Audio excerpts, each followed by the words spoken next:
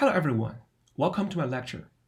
In this video, we will discuss one important advanced feature in Vue.js, the Vue Components. Before we start to work on the nuts and bolts of Vue Components, I want to introduce the philosophy or rationale behind this concept. In other words, why do we learn this? So, what is a component? Let's take a look at our first topic, component-based development. According to Oxford Dictionary, a component is a part or element of a larger whole, especially a part of a machine or vehicle. Take a look at Google's Project Ara. I also include a YouTube link about this project below this video. In Project Ara, Google engineers are trying to build modular smartphones that will let consumers hot swap components on the fly. So what they did is they decompose their entire smartphone into different components, as you can see in this picture, those blocks. For example, there is a CPU component, a battery component, a Wi-Fi component, a RAM component, a camera component, and so on. Look at this picture. This is a main metal frame. Basically, it is a slab with different slots where you can put in different components. This will change how smartphones are manufactured and sold. So consumers won't have to throw away their entire smartphone when they want to upgrade.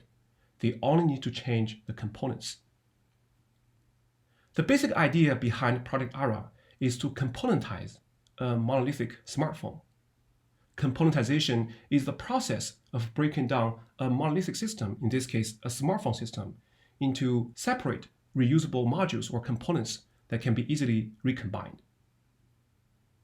Actually, people have used this component idea long before this fancy Google phone.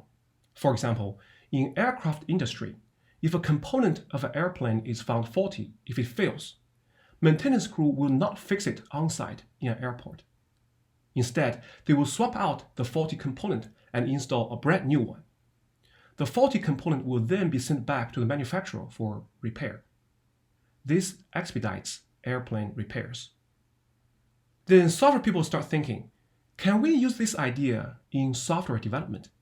Because in software engineering, handling software complexity, we know software is getting more and more complex, and improving software reuse are two never-ending topics among software engineering community. So can we use this idea of componentization in software development?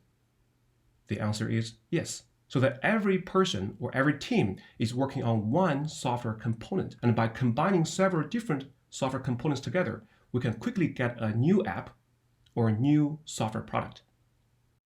Here is an example of a software components we designed for an enterprise resource management system. As you can see, there are many components inside. For example, there are order component, customer relation management component, employee management component, and contract management component. In software engineering, we draw software components in UML component diagram. Each component encapsulates a set of related data and functionalities. Several components can even work together or collaborate to carry out an emergent functionality.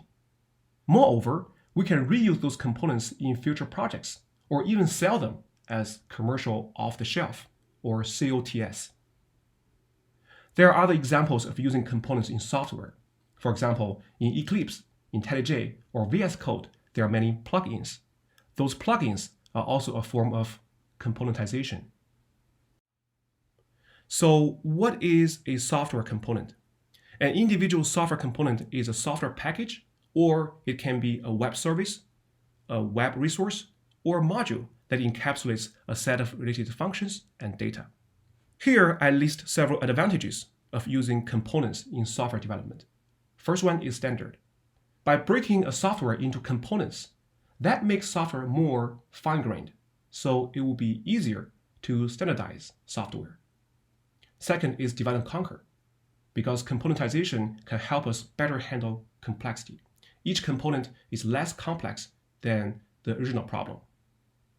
Third one is reuse, is that we can reuse some available components that we designed before. The last but not least is we can quickly get a software down by combining some previously built components. So those are the advantages of breaking a software into components.